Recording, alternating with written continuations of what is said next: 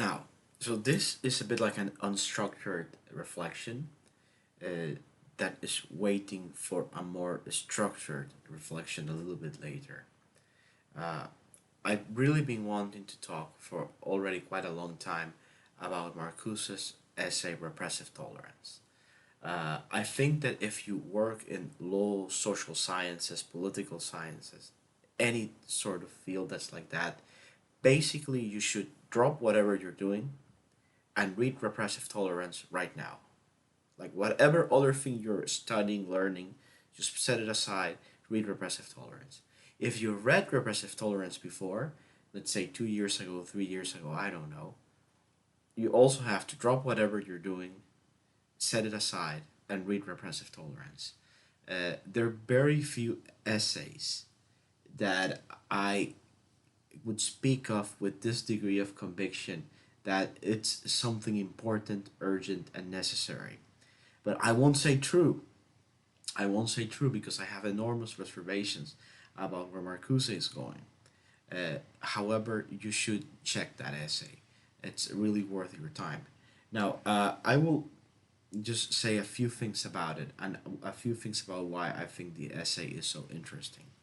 Now, the central thesis of Marcuse is something like this: like tolerance cannot be the central virtue of humanity. I think tolerance is not justice. Tolerance is not prudence. Tolerance is not human fulfillment or human happiness. No society can say, well, no, what's your thing? What's the thing you do? Oh, we're just tolerant. Well, that would be a very crappy society, I would say. It's like a society that makes indecision into its favorite virtue and says, no, our favorite color is gray. So, okay, so far so good. Well, tolerance cannot be the central virtue of a society. And in fact, but even beyond this, no, tolerance can function as a vice when it's tolerance of what is repressive, tolerance of what is evil, tolerance of what is false. Now, let's imagine I'm a high school teacher and I say, okay, well, here is the mathematics lesson. So here are the possibilities. Most people believe that 2 plus 2 is 4. But there are certain groups of people that say that 2 plus 2 is actually 5. And, well, other people, say that actually it has no answer. So really, no, in your test, you can write any one of these three possibilities. Now, is that teacher doing his job? It says, well, he's very tolerant. He's tolerant of different points of view. But that teacher is utterly failing at being a teacher. Uh, any sort of any sort of good teaching would be intolerant of 2 plus 2 equals 5 or 2 plus 2 is indecisive or any sort of thesis as such. And it says, well, modern society has made tolerance to some sort of absolute virtue. And then, well, okay, we simply tolerate. We tolerate different religions, and even if we tolerate different creeds, different philosophies, different practices, even if some of these practices are utterly heinous, or some of these beliefs are utterly heinous and repellent and regressive. The word regressive is not one I like, but it's one that Marcuse put there for powerful effect. Because regressive, progressive is sort of this assumption that matters will be settled by the course of time, which is not something that I necessarily believe in. Okay, but anyways, it says modern society, essentially what it does across different institutions, ranging from education to the media to the market to the political arena. Liberal society, what it does is that it tolerates essentially, opinions that are good and opinions that are evil, opinions that are true, opinions that are false, and then in present circumstances, that essentially creates a structure of power and oppression. These words now get thrown around very carelessly, but Marcuse uses them on point. Whether this is ultimately the right description or not, I want to leave that hanging. No, but the way he doesn't throw it around to say like some sort of he doesn't throw it around like an amateur. He knows what he's doing. No, it says ultimately in the system that we have right now, a system that is a system of oppression, uh, this sort of tolerance of what's evil and what's false and what's repressive ends up reinforcing this system of oppression. And one way to put it would be something like this, like, what is the objective function of indecision in a situation of basic injustice? I think that that's a way to cut to the chase and get a little bit at what he's getting at. So let's distinguish between what is the subjective function or intention of something and its subjective function with its actual consequences. This sort of distinction between subjective and objective, by the way, is a very classical Marxist element that Marcuse is simply using here again. Okay, so let's say I am neutral, I am tolerant, I am indecisive. What's the subjective function of my indecision? Well, maybe it's genuine indecision. I actually don't know whether 2 plus 2 is 4 or 5, or 2 plus 2 is just undefined, or I really don't know whether the Nazis were really going to do something really evil, or whether that was just an expression of some healthy pride in their own country. Maybe I just didn't know. Maybe I just don't know whether social welfare should really be extended, or whether that's unfair on the very rich who are going to get their money taken away. Maybe I don't know. Or maybe I simply respect very different opinions. I say, well, for me, the autonomy of yourself as a thinking person is supreme. And if you tell me that the best way to cure this sickness is to just take a lot of sugar, well, who am I to judge? I would not do that, but that's not what I would do. Okay, whatever it is, that's your subjective opinion. He's not interested in that. He says, no, let's go, let's see what is the objective function. The objective function of that tolerance is simply perpetuating that basic injustice that we have there to get started with. You have a situation in which you have a system of oppression. Again, I said I don't think he uses those words lightly. I have a system of oppression, and then what's your role there? And it's, look, I just tell you the possibilities. I just give you indecision. I just give you I just respect the ideas of everyone. Okay, subjectively, you might be just a very respectful and polite person. You might be a person that is utterly afraid of error. All these things might hold true subjectively, but your objective function is just perpetuating the system. The fact that you are there teaching that role, giving all these doubts and possibilities, your role as a creator and harvester of doubts, subjectively it's respect, but your objective function is respecting the system that what, maybe it's actually not so bad. No, maybe it's actually just. Maybe those people deserve it. Or maybe there's no such thing as truth and falsehood. Maybe there's no such thing as good and evil. Maybe they're just emotions. Keep going, keep going. Go as much as you want. You know who you might. Let me be a little bit more on point. You know who you're working for. I don't care what you think. I don't care what you think of yourself. Marcuse will say this to you, and if you're an educator, he will speak to the depths of your soul. He says, no, I don't care what your intentions are. I know who you're working for. That's a very scary thought, especially if you're an educator, where you have seemingly or half-heartedly sort of a responsibility for the thoughts and opinions of others. You see, Marcuse would say, think about somebody like myself. I teach. What do you actually do? Well, I try to give the best explanation of the materials I have in front of me. Okay, that's your subjective intentions. But what is your objective role? Marcuse would say, your objective role pretty much has two possibilities. One possibility is that through either, let's say, indecision, which seems to be more like what I would do, respect, indecision, tolerance, you perpetuate the system, or you just defend the system. You're just some sort of complete, he would say, reactionary. Or reactionary, in Marcuse terminology, a reactionary would probably be somebody like John Rawls. Okay, you're some sort of reactionary that just upholds, rather, Ronald Dworkin. Ronald Dworkin, that would be a reactionary. One day I will explain why I say that. But if you see establishment figure for the modern way of thinking, it had to be Ronald Dworkin.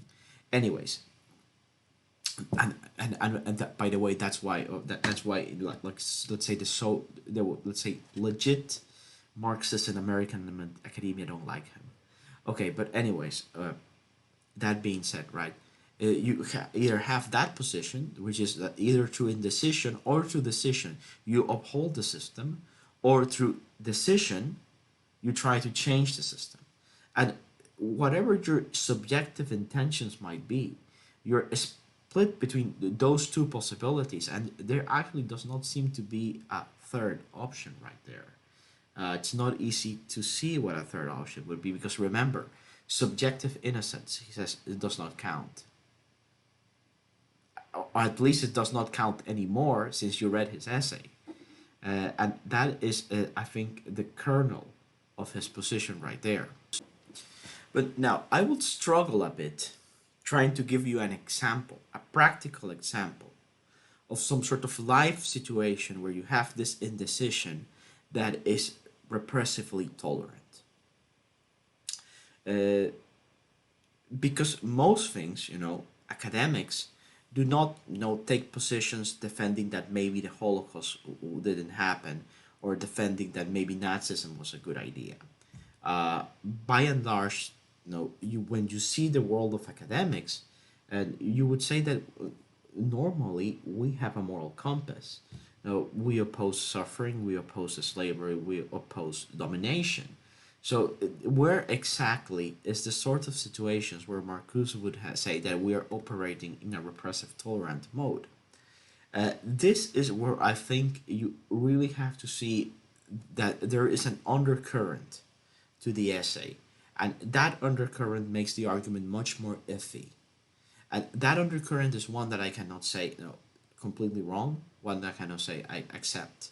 But that undercurrent is essential for his argument to carry water in any sort of real practical implication against, let's say, an academic or a judge or a police officer or any other upholder of, let's call it the system, okay?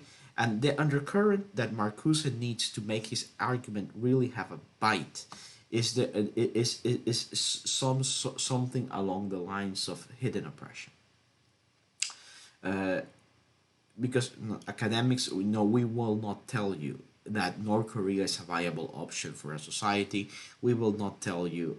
I hope we won't tell you that the Ukrainian famine did not happen, or that it was caused by that it was caused only by the bad weather, right?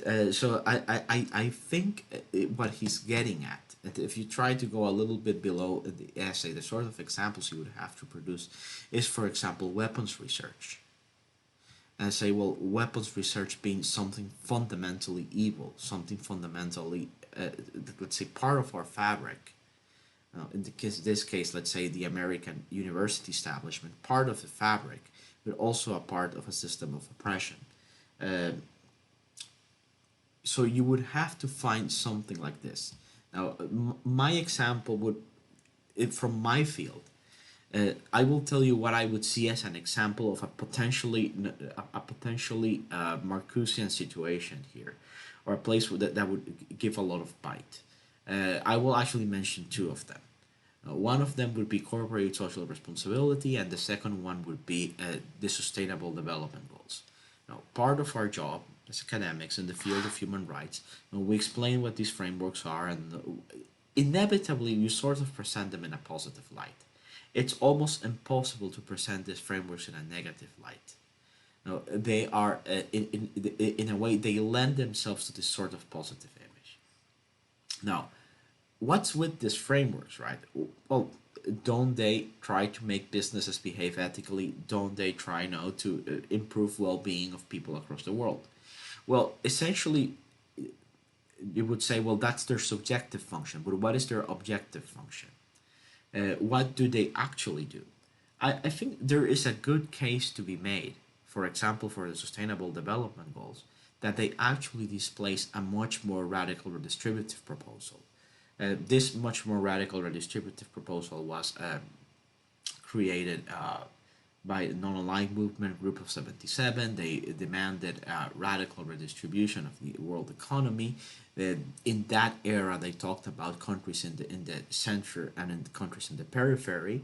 And they said, the world economy is unfair, it's completely staged against us. And at any rate, the amount of wealth disparity that exists does not justify itself in any moral sense.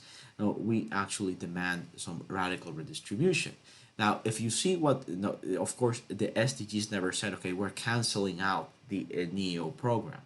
What their objective function has been to occupy a space in the mental imagination of the world that used to be occupied by the NEO program or something similar, I'm going to say more radical redistributive strategy. Now we have SDGs. Now, SDGs look very beautiful. If you open a webpage of the SDGs, it's a beautiful iPhone app where you can click and get numbers and data.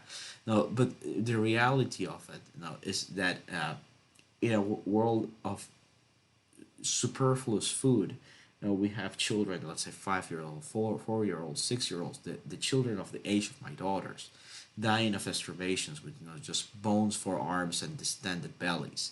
And with all our rationality, to say that this is a problem that we cannot solve. Sorry, we cannot do it. It's impossible. We have to gradually eliminate through SDGs. Isn't this is this something that you really want to accept? Now, when you find examples like this, that's examples when Marcuse's ideas will have a bite. Uh, because then it may be true.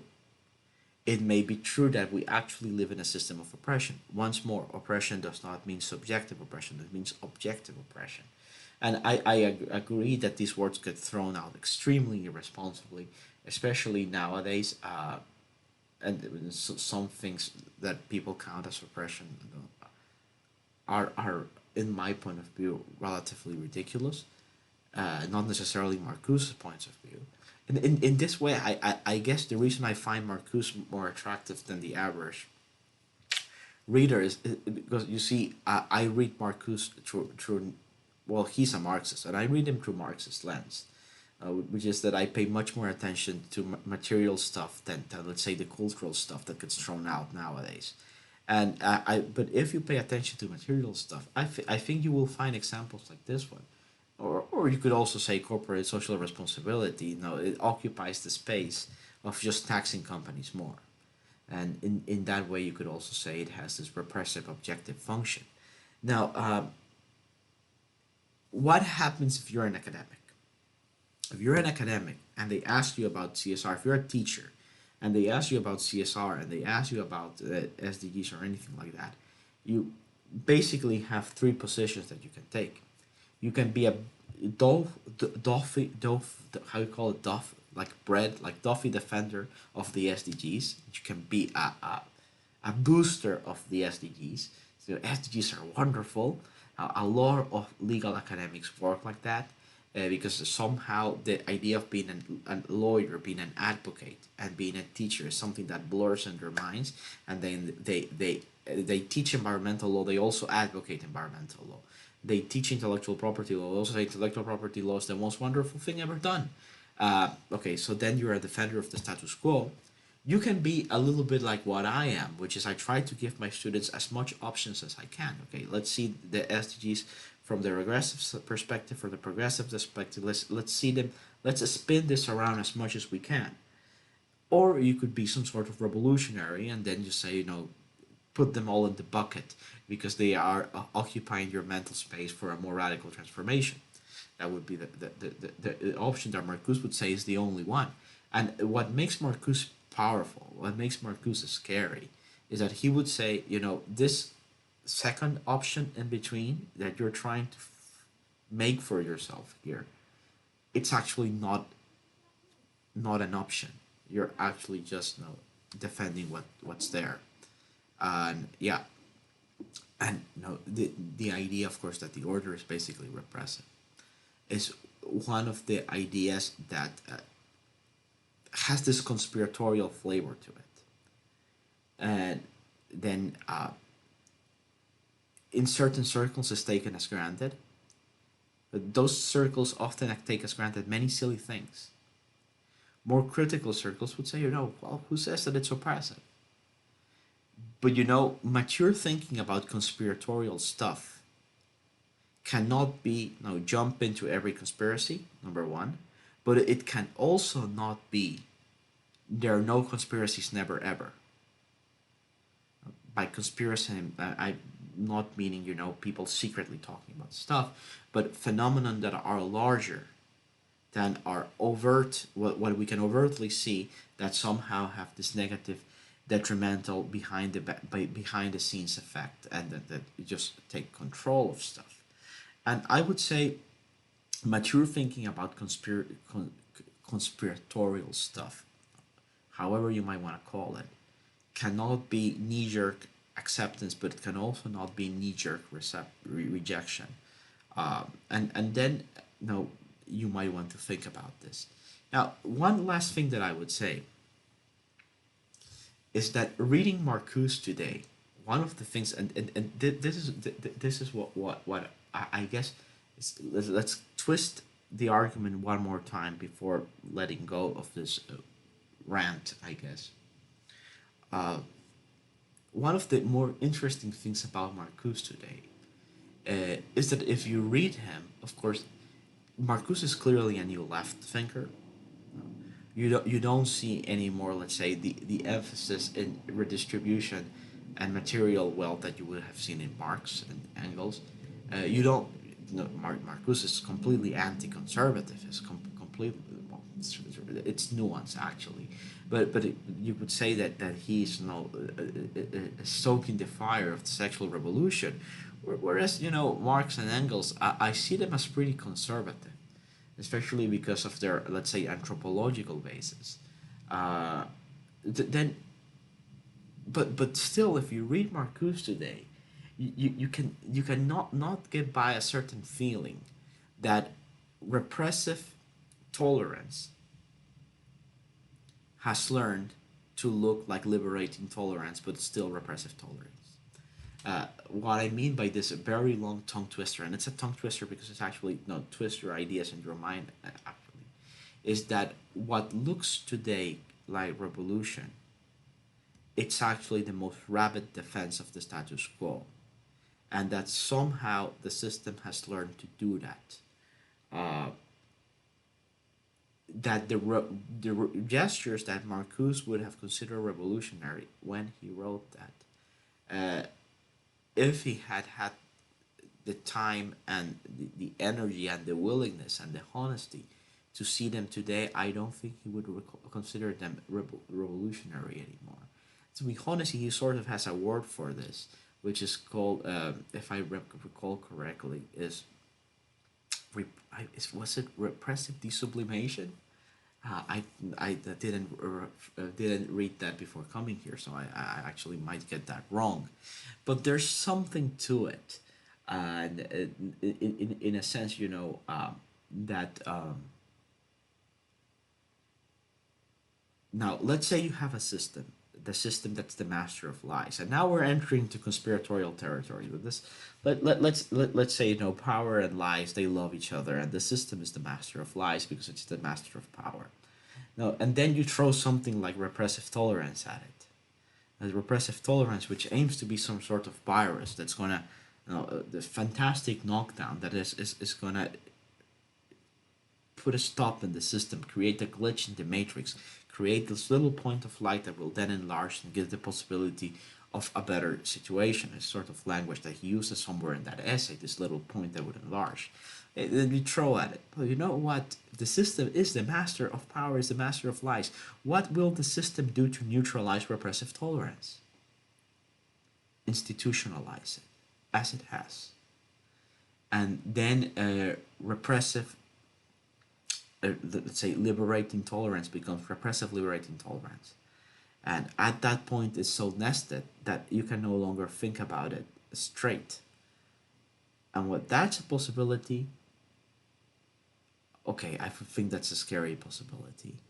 Less scary than what Marcuse himself said, but scary nonetheless.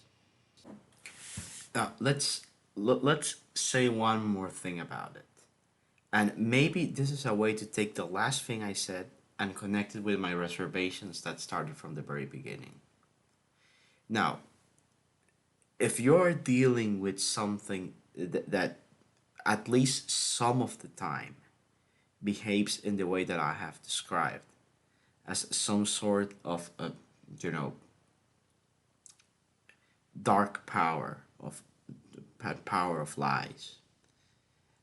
If you're dealing with something like that, you're dealing with something so large, that's something so powerful. Now, does not Marcuse begin his thought from a certain hubristic position that he can somehow beat that in its own game? Some sort of idea that he can that his subjective opinion doesn't matter. He finds out what is the objective consequence, and he takes the action that has the right progressive objective consequence and avoids the action that have the wrong repressive objective consequences. Now, but I would say that the first place where I see a problem with Marcuse is that he has the hubris of thinking that he can predict that. And maybe that is why we end up in the place that we are right now with repressive liberating tolerance. Because the whole idea of having these sort of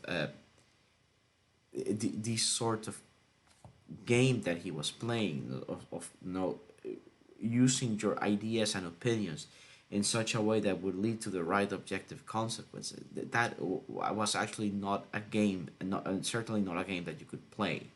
There's no such thing. That what would have been better, right, is you just do your job and tell the truth, and not try to calculate consequences because you can't, and rather to start to calculate which sort of discourses will lead to liberation and which sort of discourses will lead to repression. And then maybe I can say that the SDGs are occupying are having this negative tendency, but not because I think that that's a truth that will lead to liberation, and the other one is a lie that leads to repression, but just because I think that it's true. So another underpinning of Marcuse, and it's one that has come out in this talk, and it's a very important one, is that Marcuse has an extremely strong consequentialist tendency. Now, the word consequentialist, if you don't know it, a Google search would so essentially is somebody that judges things by their consequences. Now, the first persons you would associate with consequentialism are, of course, Benham Mill and so forth. Let's say the utilitarians, which is the genus of which consequentialism is is the species of which consequentialism is the genus. But but in a certain way, you see, Marcuse here is getting so deep into consequentialism because he's essentially saying, no, remember this scary thing that your job, who you are, is defined by the objective consequences of your functions and not by your subjective beliefs. Well, I know what my subjective beliefs are. I do not know what the objective consequences of my function will be. Possibly nobody knows them. Possibly Marcuse, almost certainly Marcuse didn't know what the objective consequences of his beliefs would be. That's how he landed us in repressive liberating tolerance.